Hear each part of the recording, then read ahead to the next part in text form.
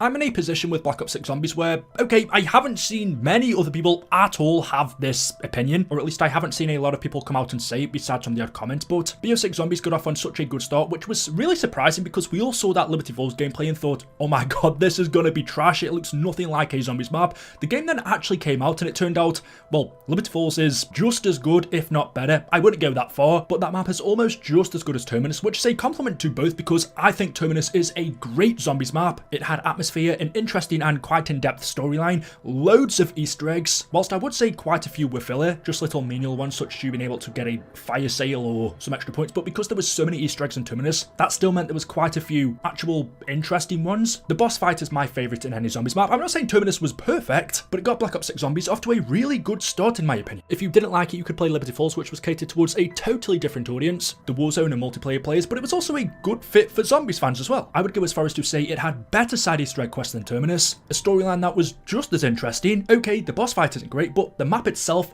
especially for what we expected before it came out, is decent. It's fun to play. Believe it or not, Treyarch have told us more people played Liberty Falls than they did Terminus. So the launch of Black Ops 6 Zombies with 2 maps on day 1 was super successful. And then we had Citadel de Moore release about a month after. It came out, there was the initial hype as you would expect, everyone saying, oh my god, this is amazing, it's better than Draker, this is a top 5 map of all time. I was seeing all of those comments, but I just couldn't get on board with that opinion. I didn't quite know why people were feeling this way about this map. To me, it felt forced because I didn't get any of that from Citadel. Compared to Draker, I don't get that magical feeling from this map. To me, the atmosphere is nowhere near on the same level, and to compare the two really doesn't make sense because Draker felt like it took place in a castle, which it did, whereas Citadel de Moore feels like it takes place more in the Citadel side of the map, the town. Even when you go in the castle grounds, it doesn't really feel like a castle, maybe because a lot of it takes place underground. I just didn't get that magical, mystical castle feeling from this map from the get-go. And what also helped Horizon with this was, of course, the wonder weapons, the elemental bows. In Citadel, we have the elemental swords, but just in my opinion, I may be totally off from what everyone feels on this, the elemental swords don't even really feel like wonder weapons. They feel like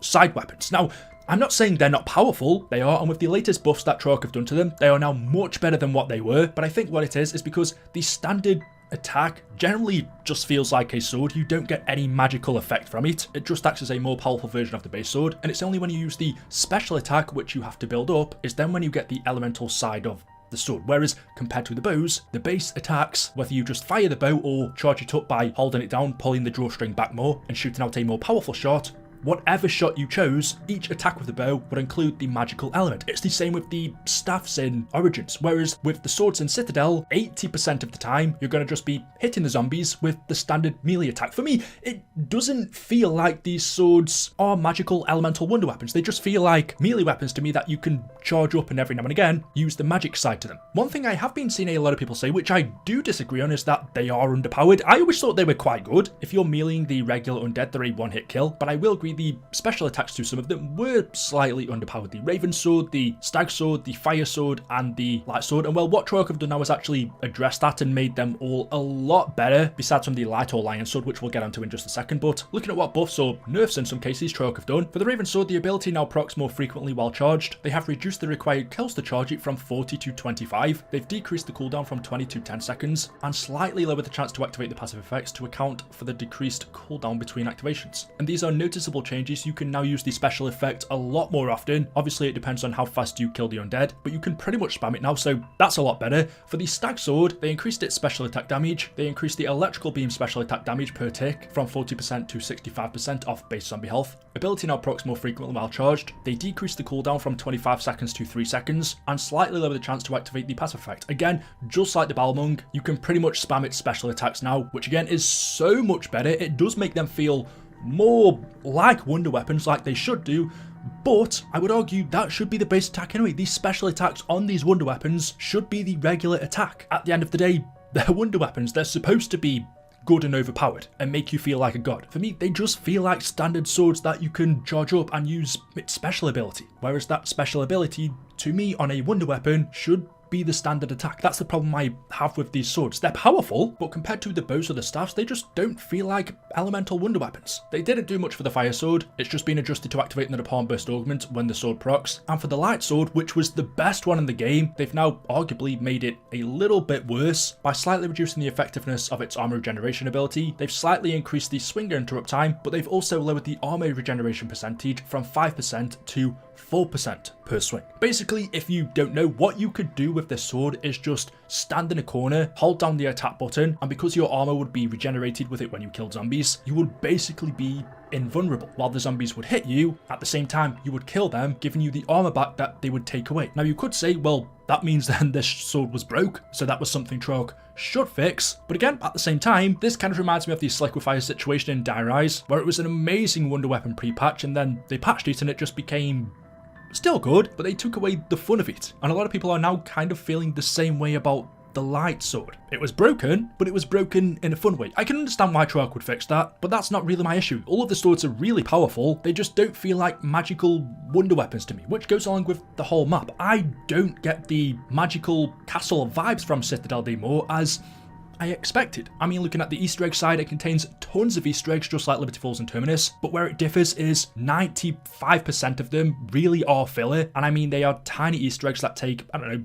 10-30 seconds to do, which feel like they were just added into the map so Treyarch could say there are tons of Easter eggs in it, but there's really no substance to any of them, and a lot of them feel pointless and kind of boring. I do like the ghost one where you give them the drinks, but the majority of them are really pointless. I'd prefer it if Treyarch just added 5 really good side Easter eggs into the map instead of 20 small pointless ones. For the story side, there are some great revelations, especially in the ending where it's revealed Richtofen is Kraft's son, but there's also so much more which I think it could have given us, especially if you read that blog that Treyarch released about a week before it came out. Within it they spoke about the history of Citadel de Moore and the owl who was one of the main protagonists. So you read that blog, it told you about the owl's history, and it had a lot of redacted information in it as well. So you read that and thought, okay, that redacted information is going to be told to us in the map, but as you progress through the main Easter egg, you really don't learn anything about the map's history, even though Treyarch teased to us before its release that it had this rich, deep history. It sounded so interesting, I was looking forward to playing it and learning more, and then it came out and there's nothing. BO6's story got off to such a great start, but I do feel like at the moment it's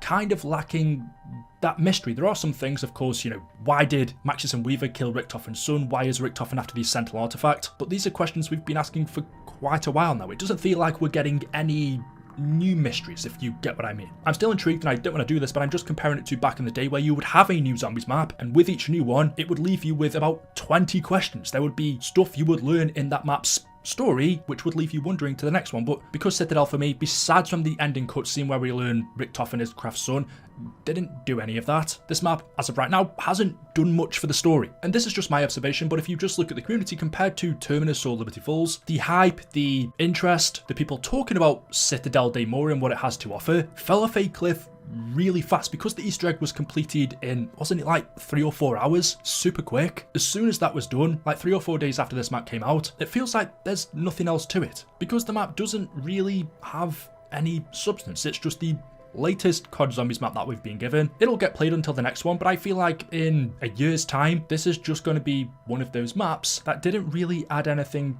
to the mode. And the worst thing is, there was so much potential, you've got the perfect setting, but it hasn't fulfilled anything. I don't know, maybe I'm just on my own here because, like I said, I saw loads of people when the map first came out saying, oh my god, this is a top 5 map of all time. I played it on day when I was like, it's okay. There are loads of Easter eggs, but the majority of them are empty. Besides from the ending cutscene, we don't really learn anything throughout the story that we can go off. The map itself is nothing exciting. It doesn't feel like a castle, especially not compared to Horizon Draco, which a lot of people were comparing it to. So I don't know, compared to any other video I've made, I think I'm unsure on what the reception of this video is going to be. Do people generally love this map? Is it just because it's the latest one? Or now that some time has passed, do people agree with me that it's, I think, a really big letdown? And I will just say before I end, I don't think it's a coincidence that the drop-off of Black Ops 6 came pretty much at the same time that this map released. Then again, that could just be BO6 Zombies as a whole. Now that people have played it and got over that initial excitement that it's a new Zombies game, has realization set in that actually it's not that good, or it was good but Treyarch haven't maintained that standard. I don't think this was the path I thought before, and especially after Black Ops 6 was going to give, knowing the development time that Treyarch had on this game, knowing that they knew the mistakes of the past in Vanguard and Modern Warfare 3, and you could even say some of the maps in Cold War, and all of the great games they had to go off before then. I truly thought Black Ops 6 was going to be perfect in every aspect. Maybe that's on my part ignorant, because no game is going to be that, but yeah, I'm not sure as of yet. Black Ops 6